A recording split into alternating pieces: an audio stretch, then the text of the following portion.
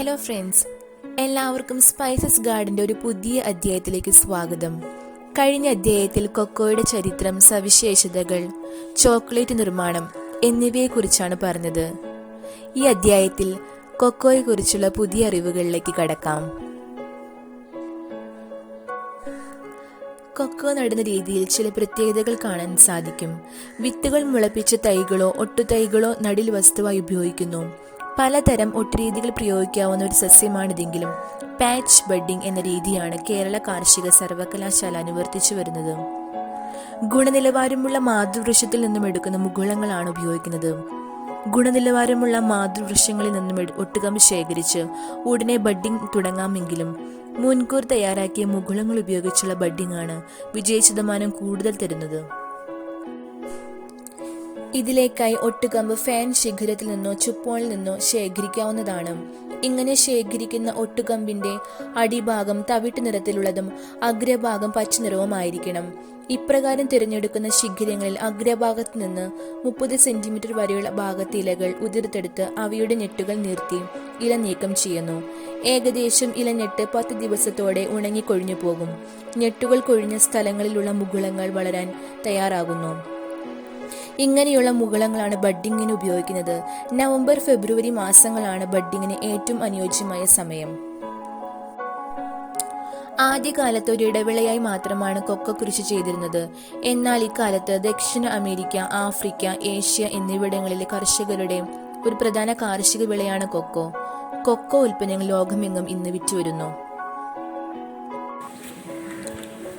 പറിച്ചെടുത്ത് കൊക്കോ പൊളിച്ച് അകത്തെ കുരു എടുക്കണം. കായിൽ നിന്ന് കിട്ടുന്ന കുരു പുളിപ്പിക്കുകയാണ് കൊക്കോ സംസ്കരണത്തിന്റെ ആദ്യപടി. ഫെർമെന്റേഷൻ എന്നാണ് ഇതിനെ പറയുന്നത്. കുരുവിൽ പറ്റിപ്പിടിച്ചിരിക്കുന്ന മാംസളമായ ഭാഗം നീക്കുകയും കുരുമുളയ്ക്കത് സൂക്ഷിക്കുകയുമാണ് പുളിപ്പിക്കലിന്റെ ഉദ്ദേശം.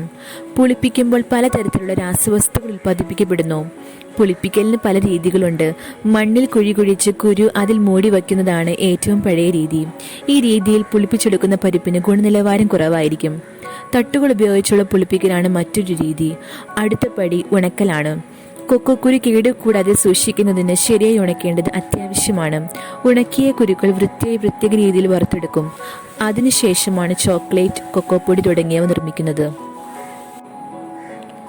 കൊക്കോ ചെടിയുടെ വിത്ത് ഉപയോഗിച്ച് നിർമ്മിക്കുന്ന സംസ്കൃതവും അസംസ്കൃതവുമായ പലതരം ഭക്ഷണ പദാർത്ഥങ്ങളെയാണ് കാവികണം അഥവാ ചോക്ലേറ്റ് എന്ന് പറയുന്നത്. ലോകത്തിൽ വിവിധതരം ചോക്ലേറ്റുകൾ ഇന്ന് പ്രചാരത്തിലുണ്ട്. Sweet chocolate, white chocolate, milk chocolate എന്നിവ ആണ് അതിൽ പ്രധാനപ്പെട്ടത്. ശുദ്ധവും മധുരവും ചേർക്കാത്തതുമായ ചോക്ലേറ്റിൽ കൊക്കോ സോളിഡും കൊക്കോ ബട്ടറും പല അനുപാതത്തിൽ അടങ്ങിയിരിക്കും. പഞ്ചസാര ചേർത്ത് മധുരമുള്ള ചോക്ലേറ്റാണ് സ്വീറ്റ് ചോക്ലേറ്റ്. ഇന്ന് ഇതാണ് കൂടുതൽ ഉപയോഗിക്കുന്നത്. മധുരമുള്ള ചോക്ലേറ്റിനോടൊപ്പം പാൽപ്പൊടിയോ കുറുക്കിയോ പാലോ ചേർത്ത് ഉണ്ടാക്കുന്നതാണ് മിൽക്ക് ചോക്ലേറ്റ്. കൊക്കോ ബട്ടർ, പാൽ, പഞ്ചസാര എന്നിവ അടങ്ങുന്നതും കൊക്കോ സോളിഡ് ഇല്ലാത്തതുമായ ചോക്ലേറ്റാണ് വെളുത്ത ചോക്ലേറ്റ്. ഇന്ന് ലോകത്തിൽ തന്നെ ഏറ്റവും ജനപ്രിയമായ ഫ്ലേവറുകളിൽ ഒന്നാണ് ചോക്ലേറ്റ്. പല ആഘോഷങ്ങളിലും പ്രത്യേക രൂപത്തിലുള്ള ചോക്ലേറ്റ് സമ്മാനിക്കുന്നത് ഒരു പതിവായി കഴിഞ്ഞിരിക്കുന്നു. ഈസ്റ്ററിലെ ചോക്ലേറ്റ് ബണ്ണികളും എഗ്ഗുകളും, ഹനുക്കായിലെ ചോക്ലേറ്റ് നാണയങ്ങളും, ക്രിസ്തുമസിലെ സാന്റാക്ലോസിന്റെയും മറ്റു രൂപത്തിലുള്ള ചോക്ലേറ്റുകളും, വാലന്റൈൻസ് ദിനത്തിലെ ഹൃദയരൂപത്തിലുള്ള ചോക്ലേറ്റും ചില ഉദാഹരണങ്ങളാണ്.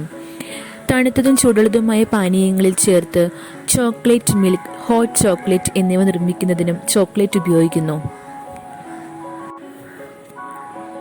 ചോക്ലേറ്റിന്റെ മിതമായ ഉപയോഗം ഹൃദയാഘാത സാധ്യത കുറയ്ക്കുന്നതായി പഠനങ്ങൾ വ്യക്തമാക്കുന്നു.